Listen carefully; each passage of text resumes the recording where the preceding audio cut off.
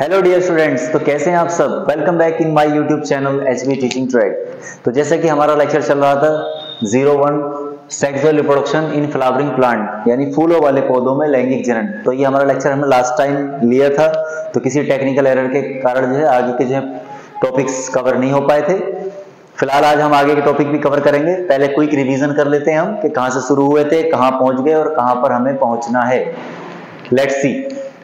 सबसे पहले हमें इसमें जानना था कि पुष्प और पुष्प की संरचना, और हम यही डिस्कस कर रहे थे कि पुष्प क्या होता है और इसके कौन कौन से मेन पार्ट्स होते हैं। तो हमने जाना था कि फूल जो होता है वो पौधे का सुंदर और आकर्षक भाग होता है। इसके अलावा ये पौधे की जनन इकाई भी होती है, क्योंकि जनन से संबंधित अंग इसी में ही बनते हैं। ठीक है। उसके बाद हमने जाना था पुष्प के भाग। तो पुष्प के जो पार्ट्स होते हैं आपके, ये चार मेन पार्ट्स होते हैं: दलपुंज, बाह्य दलपुंज, पुंकेसर, स्त्रीकेसर। दलपुंज हमारा होता है रंगीन पंखुड़ियां, जैसे कि आपको इसमें दिख रहे हैं ये रेड पिंक कलर की। तो ये जो है हमारे क्या है, कैलिक्स हैं। ठीक है, यानी कि इसको हम पेटल्स भी बोलते हैं। आगे हम डिस्कस और करेंगे। और उसके बाद आते हैं बाह्यदल। बाह्यदल जो फूल की नीचे की साइड में होते हैं, जिनको हम सेपल भी बोलते हैं। और ये दोनों के दोनों होते हैं हमारे सहायक जनन अंग। ठीक है। सहायक क्यों कह रहे हैं? क्योंकि ये मेन पार्टिसिपेट नहीं करते हैं, पार्टिसिपेट यही करेंगे सेक्सुअल रिप्रोडक्शन में, लेकिन ये प्लेटफॉर्म प्रोवाइड करते हैं। जैसे हमारे यहाँ पर शादियां होती हैं तो घर वाले जो होते हैं वो सहायक में आते हैं। ठीक है। मैन जो होते हैं वो हस्बैंड वाइफ ही होते हैं। वैसे ही यहाँ पर सीन है हमारा। ठीक है। तो ये सहायक जनन अंग थे, हमने लास्ट टाइम भी बताया था। आज जो हम डिस्कस करेंगे, यहां से लेक्चर कंटिन्यू करेंगे। पुंकेसर और स्त्रीकेसर, एंड्रोसियम और गाइनोसियम। पुंकेसर जो होता है हमारा, वो हमारा होता है मेल रिप्रोडक्टिव ऑर्गन। ठीक है। ये मेल रिप्रोडक्टिव ऑर्गन होता है, यानी कि नर जनन इकाई होती है। ठीक है, क्योंकि इसमें नर गैमेट जो है बनता है। स्त्रीकेसर क्या होता है? ये हमारा फीमेल रिप्रोडक्टिव ऑर्गन होता है। ठीक है, क्योंकि इसमें ओवा या ओबम बनता है हमारा। ठीक है, अंडाणु बनता है। चलिए हम आगे डिस्कस करेंगे। तो ये हमने आपको डिस्कस कराई दिया था आगे। अब हम आगे चलते हैं।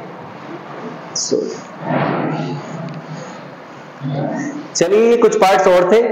ठीक है, और थोड़ा डिटेल में जान लेते हैं। ये हमारे क्या हो गए थे, ये हमारे जो है जिसको हम कैलिक्स बोलते थे, जिसको यानी दलपुंज, ये है हमारे दलपुंज यानी कि दल। ठीक है, कैलिक्स बोल दो या फिर इसको हम बोलते हैं पेटल्स।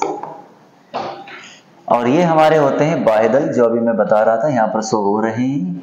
इनको हम सेपल भी बोलते हैं। ठीक है, बाह्यदल पुंज, सेपल, या फिर हम कोरोला भी बोलते हैं। इस पूरे साइकिल को, पूरे चक्र को जो है हम बोलते हैं सेपल। ठीक है, यानी कि ये है हमारा बाह्यदल, लास्ट टाइम भी बताया था मैंने। और ये हमारा होता है इसका पेडिसेल, यानी पुष्पासन बोलते हैं, जिस पर ये फूल अटैच रहता है। इसको रिसेप्टेकल भी बोलते हैं हम। इसका कोई मेन इतना नहीं है, हमारे मेन चाप के जो है 4 पार्ट होते हैं। इसके अलावा ये हमारे ये हो गए, और अब हम जानेंगे इसके बारे में। ये हमारा पुंकेसर हो गया। ये पूरा जो स्ट्रक्चर है ये हमारा पुंकेसर कहलाता है। और इतना जो पार्ट होता है इसको हम बोलते हैं परागकोश, यानी कि एंथर। क्या बोलते हैं? परागकोश। ठीक है, इंग्लिश में हम बोलते हैं इसको एंथर। ठीक है, और ये जो पूरा है हमारा स्त्रीकेसर वाला पार्ट होता है। और इसमें भी 3 भाग होते हैं। जिसका सबसे फ्रंट वाला पार्ट होता है हमारा, इसको हम बोलते हैं वर्तिकाग्र। वर्तिकाग्र यानी इंग्लिश में इसको बोलते हैं स्टिग्मा। और ये जो पार्ट है बीच वाला फिलामेंट जो है, इसको वर्तिका बोलते हैं। स्टाइल जिसको बोलते हैं, ये गया है यहां से डायग्राम। और जो ये नीचे वाला मेन पार्ट है आपका, इसको हम बोलते हैं ओवरी, यानी कि अंडाशय। क्या बोलते हैं इसको? अंडाशय। और अंडाशय के अंदर ही हमारा बनता है बीजांड, और बीजांड के अंदर ही बनता है मादा युग्मक। ठीक है, फीमेल गैमेट। तो ये हमने फूल का स्ट्रक्चर था, लास्ट टाइम भी डिस्कस किया था। चलिए आगे चलते हैं। अब हम जानेंगे पोजीशन ऑफ गैमेट। ठीक है, रिप्रोडक्शन की स्टडी करने से पहले हमें ये जानना जरूरी है कि गैमेट्स की आखिरकार लोकेशन कहाँ होती है। यही डाउट रहता है हमें कि कौन सी चीज किसके अंदर है, तो आपको बिल्कुल क्लियर हो जाएगा, परेशान होने की कोई दिक्कत नहीं है। नर युग्मक की स्थिति हम जानेंगे कि फूल में नर युग्मक हमारा कहां पर स्थित होता है। चलिए जानते हैं। अगर आपको नर युग्मक चेक करना है तो सबसे पहले जाना पड़ेगा पुष्प में। और पुष्प के अंदर होता है पुंकेसर, और पुंकेसर के अंदर होता है परागकोश जिसमें 4 बीजाणुधानियां होती हैं, 4 कॉलम होते हैं उसके अंदर। ठीक है, अभी हम डिस्कस करेंगे आगे। और उसके बाद बीजाणुधानी के अंदर बनते हैं परागकण जिसको हम नर बीजाणु भी कहते हैं। ये हमारा नर बीजाणु है क्योंकि पहले बीजाणु बनता है फिर युग्मक बनते हैं, और परागकण के अंदर ही बनते हैं नर युग्मक। ठीक है, इंग्लिश में देख सकते हैं। सबसे पहले जाएंगे आप फ्लावर में। फ्लावर में होता है पुंकेसर। पुंकेसर को आप क्या कह सकते हैं? गाइनोसियम, सॉरी एंड्रोसियम बोल सकते हैं, जब भी लास्ट टाइम हमने देखा था। एंड्रोसियम के अंदर होता है परागकोश जिसको हम एंथर बोलते हैं। एंथर में 4 बीजाणुधानियां होती हैं, स्पोरोंजियम होती हैं। ठीक है, और इसके अंदर बनते हैं पोलन सैक जिनको हम बोलते हैं परागकण, और पोलन सैक के अंदर ही बनते हैं हमारे मेल गैमेट। ठीक है, यहां बनते हैं हमारे मेल गैमेट। तो ये हमारी होगी पोजीशन किसकी? मेल गैमेट की, यानी कि नर युग्मक की। अब हम जानेंगे मादा युग्मक की स्थिति कहां होती है। इसके लिए भी आपको सबसे पहले फ्लावर में जाना पड़ेगा। फ्लावर में होता है स्त्री केसर। स्त्री केसर के अंदर होता है अंडाशय। अंडाशय के अंदर होता है बीजांड। बीजांड के अंदर होता है भ्रूणकोश, और भ्रूणकोश के अंदर होता है मादा युग्मक। ठीक है, आप डायग्राम देख सकते हैं, मैं आपको डायग्राम दिखा सकता हूं। ठीक है, ये आपका आ गया बीजांड। ठीक है, और बीजांड के अंदर होता ये हो गया आपका अंडाशय। अंडाशय के अंदर ही होता है हमारा बीजांड, और बीजांड के अंदर यहां पर बनता है आपका युग्मक। ठीक है, चलिए वापस आ जाते हैं अपने टॉपिक पे। तो हम जानने की कोशिश कर रहे थे नर युग्मक और मादा युग्मक की पोजीशन। ठीक है, तो हमने जान लिया कि सबसे पहले आपको इसके लिए जाना पड़ेगा पुष्प में, और पुष्प के अंदर होता है पुंकेसर। पुंकेसर के अंदर होता है परागकोश, और परागकोश के अंदर परागकण। ठीक है, पुष्प यानी फ्लावर होता है हमारा, और फ्लावर के अंदर होता है पुंकेसर जिसको हम बोलते हैं एंड्रोसियम, और परागकोश होता है, इसको बोलते हैं हम एंथर। ठीक है, जिसके अंदर 4 स्पोरोंजियम होती हैं यानी बीजाणुधानी होती है, और इसके अंदर बनते हैं पोलन सैक पार्टिकल के रूप में, और पोलन सैक के अंदर ही हमारे बनते हैं मेल गैमेट। ठीक है, चलिए अब हम जान लेते हैं मादा युग्मक की स्थिति। पुष्प में जाना पड़ेगा, उसके बाद स्त्री केसर में जाएंगे, अंडाशय में जाएंगे, बीजांड में जाएंगे, फिर भ्रूणकोश में, और उसके अंदर ही बनेगा आपका मादा युग्मक। यानी कि फ्लावर में जाइए पहले, फिर आप जाइए गाइनोसियम में। ठीक है, उसके बाद अंडाशय जिसको हम बोलते हैं ओवरी। ओवरी के अंदर होता है ओव्यूल यानी कि बीजांड, और बीजांड के अंदर एक कॉलम होता है, एक चैम्बर होता है, उसको हम बोलते हैं भ्रूणकोश यानी कि एम्ब्रियो सैक। ठीक है, एम्ब्रियो सैक।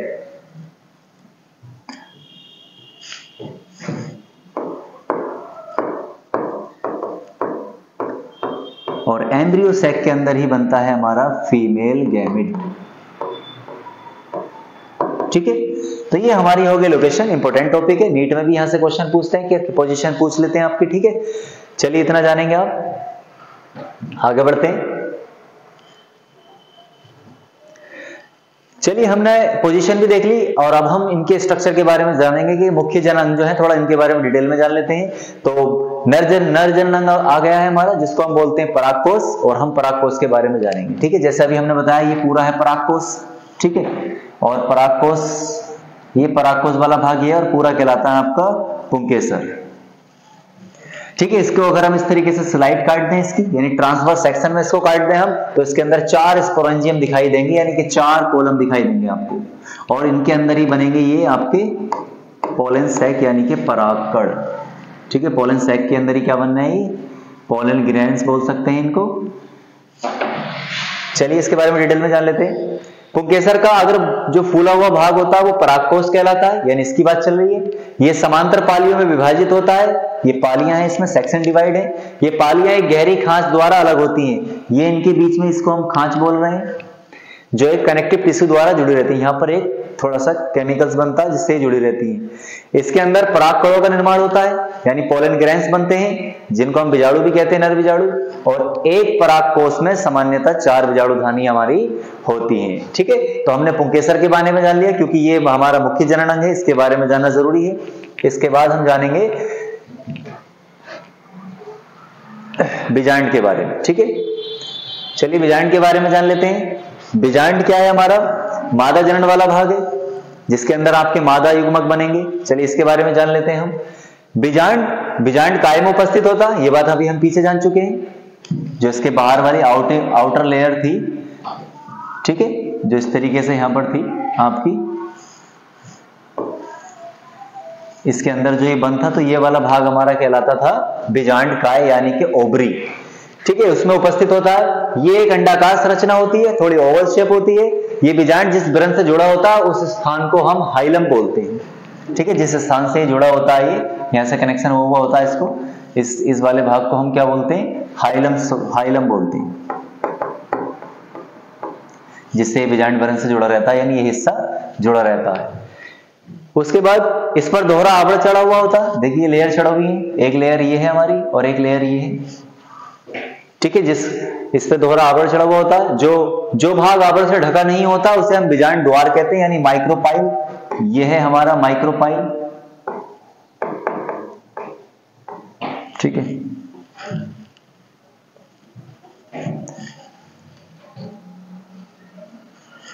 ये वाला जो भाग है हमारा, ये माइक्रोपाइल होता है हमारा,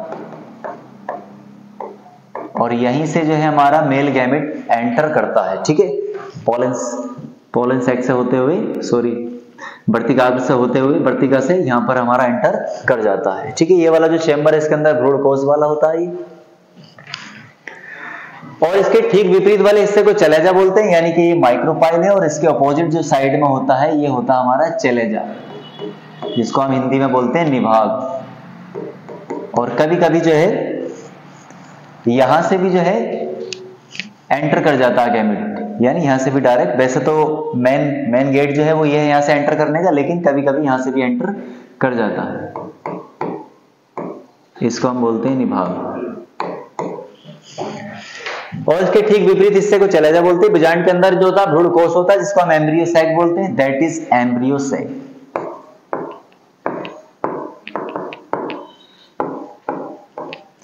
ठीक है।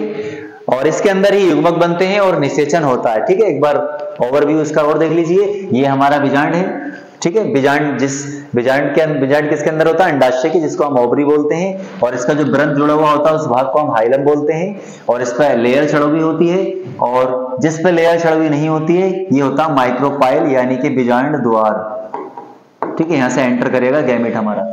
इसके अंदर इसके ऑपोजिट साइड को बोलते हैं चलेजा, और इसके बीच में होता है भ्रूण कोश, यानी एक चैम्बर होता है जिसमें हमारी ये कुछ सेल्स होती हैं, ठीक है। तो यहां से हमारे नीट में भी क्वेश्चन बन जाता है कि बताइए निषेचन से पहले जो होता है भ्रूण कोश में, यानी एम्ब्रियो सैक में कितनी कोशिकाएं और कितने केंद्रक होते हैं? तो देखिए 1 2 3 4 5 6 7, तो 7 जो है इसमें सेल है। सेल कितनी है इसमें? 7। और अगर न्यूक्लियस की बात करें इसमें, तो न्यूक्लियस है हमारे 8 न्यूक्लियस है। 8 न्यूक्लियस क्यों है? क्योंकि जो बीच में है ये 2 से कंबाइंड होकर बनता है, यानी ये वाला जो स्ट्रक्चर है ये हमारा 2n है, बाकी सब सिंगल n है, ठीक है। तो अगर हम जाने इसके, तो सेल की बात करें इसमें तो याद रखेंगे 8, और अगर आपसे यानी कोशिका पूछे तो 8, और केंद्रक पूछे यानी न्यूक्लियस, तो न्यूक्लियस हमारे होते हैं, न्यूक्लियस 8 होते हैं और सेल जो होती है हमारी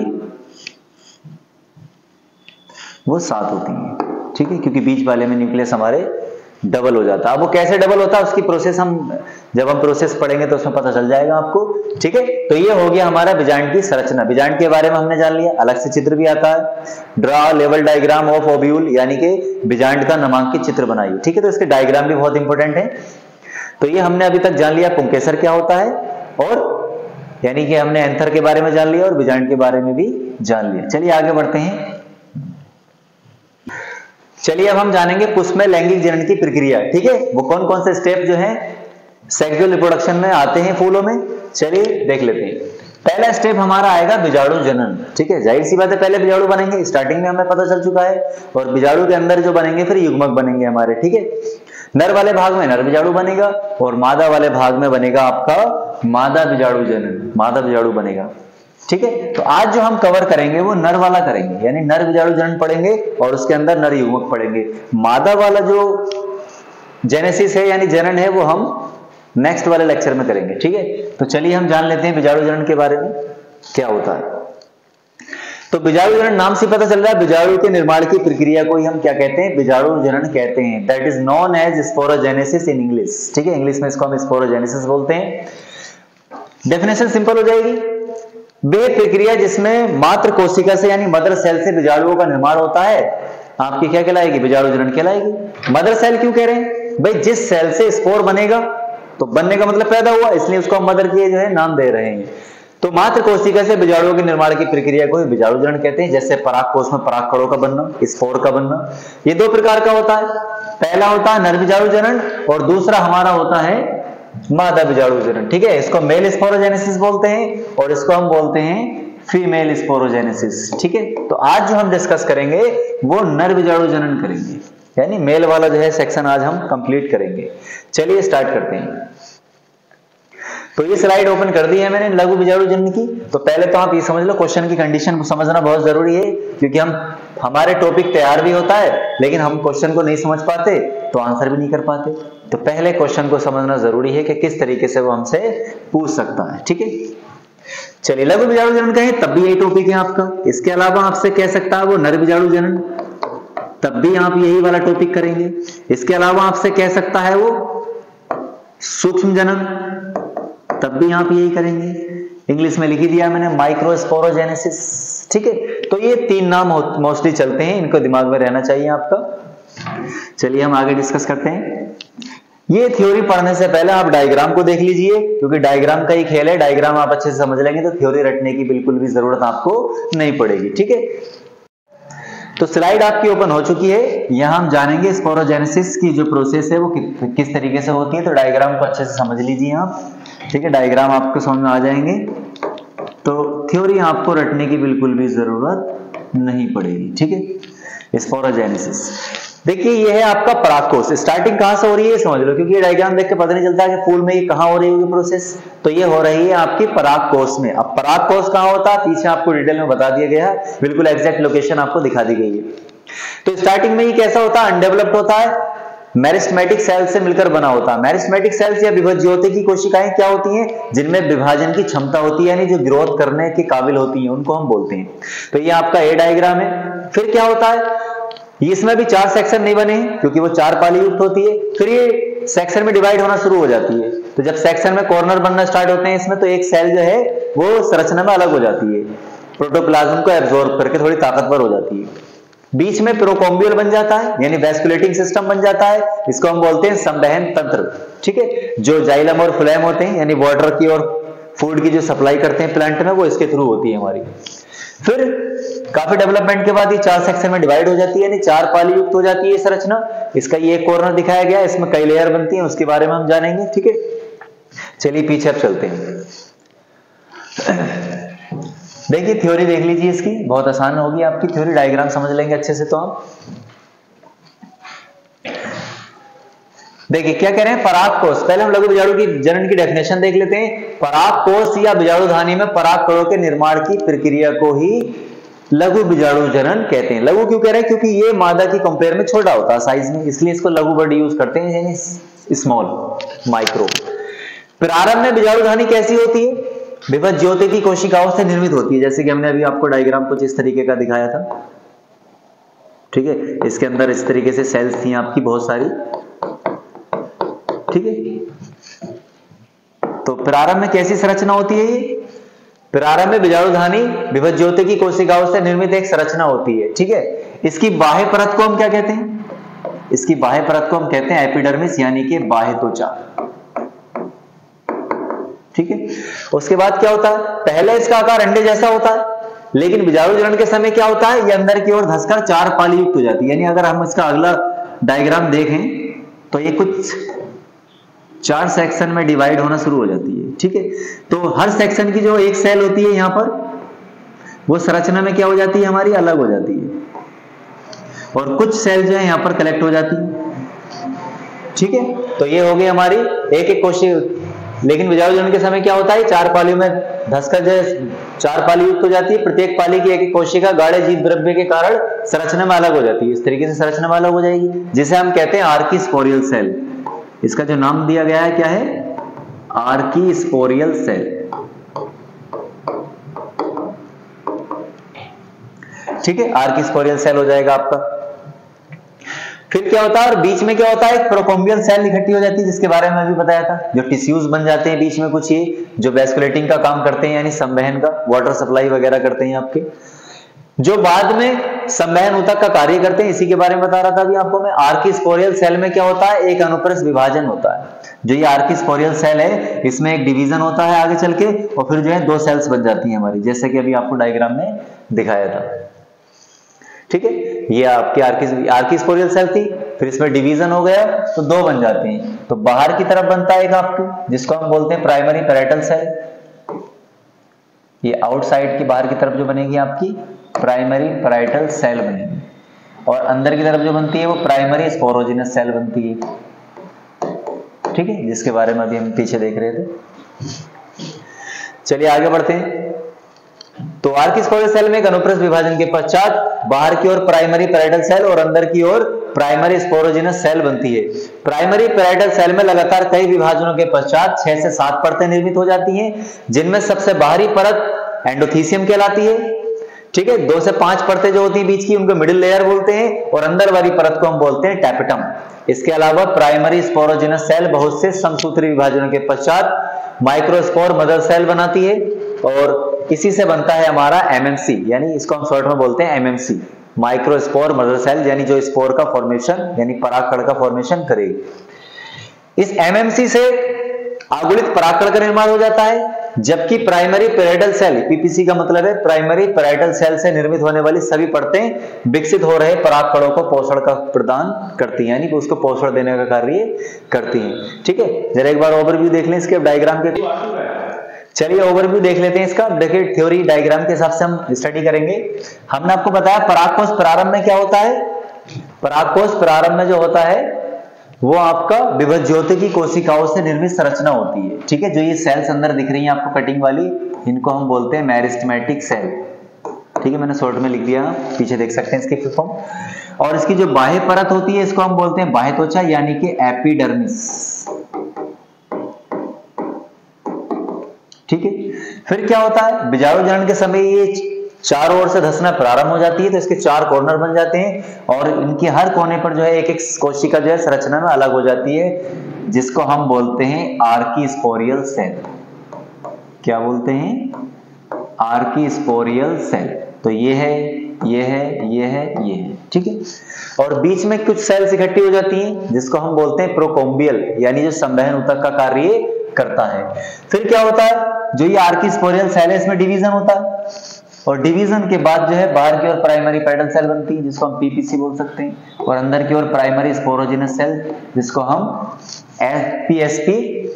पीएसपीसी बोल सकते हैं। ठीक है, primary sporogenous cell.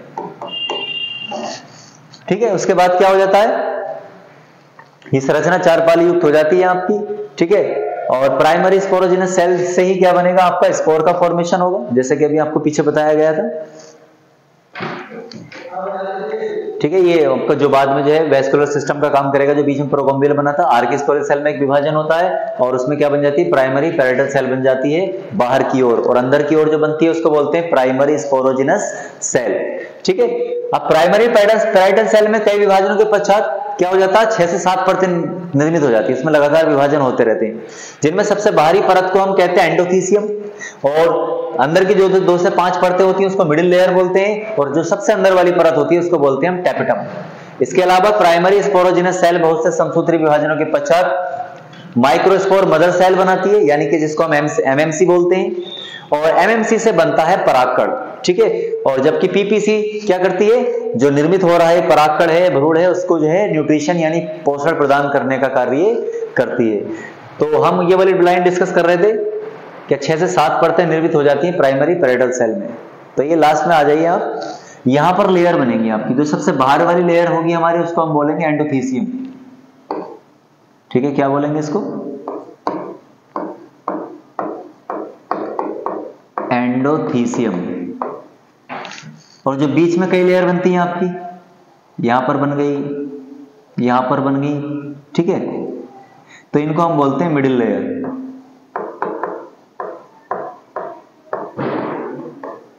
Middle layer, और जो बीच में बनती है बिल्कुल लेयर उसको बोलते हैं टैपेटम। ठीक है, तो ये आपका हो गया, और यहीं से बन जाएगी आपकी एमएमसी। ठीक है, और इस एमएमसी से ही हमारा मिलेगा पोलन सैक यानी कि परागकण। यानी अगर मैं यहां से निकालूं तो यहां से आपका बन जाएगा परागकण, और परागकण जो होता है वो हमारा होता है नर बीजाणु, जो कुछ इस टाइप का होता है। इसके अंदर एक न्यूक्लियस होता है और बाकी इसमें जो है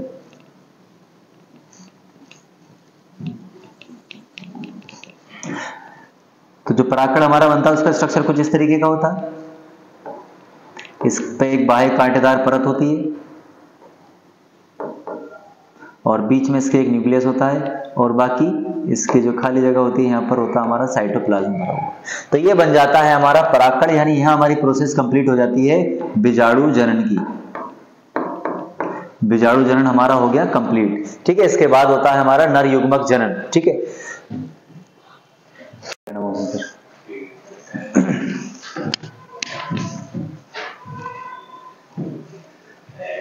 चलिए युग्मक जनन की जो है हमारी स्लाइड ओपन हो चुकी है। हम जान लेते हैं नर युग्मक जनन क्या होता है और कैसे होता है।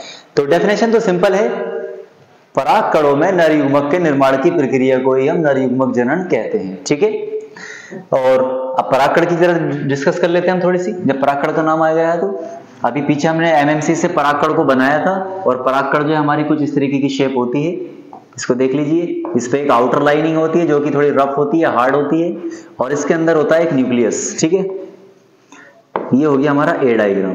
फिर क्या होता है, इस न्यूक्लियस में एक डिवीजन होता है, और डिवीजन के बाद जो है यहाँ पर दो न्यूक्लियस बन जाते हैं। एक को हम बोलते हैं ट्यूब न्यूक्लियस यानी कि नलिका केंद्रक, और एक को हम बोलते हैं जनरेटिव न्यूक्लियस यानी के जनन केंद्रक, जिससे जनन होगा हमारा।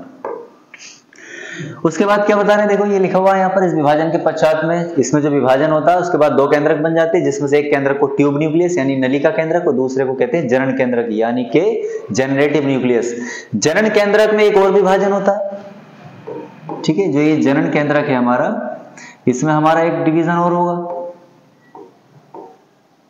और एक डिवीजन के बाद जो है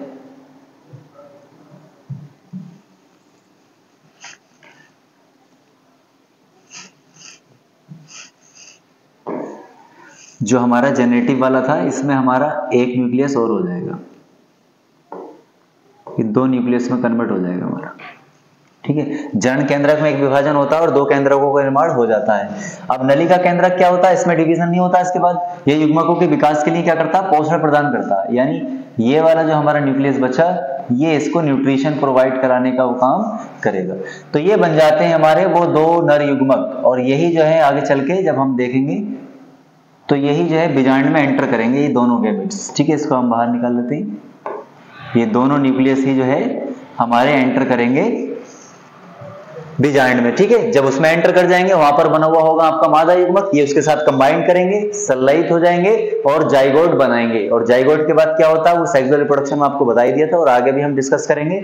तो फाइनली हमारा जो है ये पूरा हो चुका है, यानी हमने जान लिया कि नर बीजाणु जनन कैसे होता है और नर युग्मक जनन कैसे होता है। नेक्स्ट वीडियो में जो हम जानेंगे वो मादा बीजाणु जनन और मादा युग्मक जनन के बारे में जानेंगे। ठीक है, लगभग 2 लेक्चर में जो है हमारा चैप्टर और पूरा हो जाएगा। आप बने रहिए और इस तरीके से हमें सपोर्ट करते रहिए, और आपकी जो है बायोलॉजी और अदर सब्जेक्ट जो है बहुत अच्छे से निपट जाएंगे। ठीक है, अब हमारी कोशिश रहेगी कि जल्द से जल्द जो है आपको मटेरियल प्रोवाइड करा दिया जाए, क्योंकि बोर्ड भी काफी करीब आ गया है, और बीच बीच में जो है अब हम मैराथन क्लास भी लिया करेंगे, यानी बोर्ड से रिलेटेड उसकी तैयारी कराई जाएगी और वो हमारी लाइव हुआ करेगी। तो आप जो है बने रहें हमारे साथ।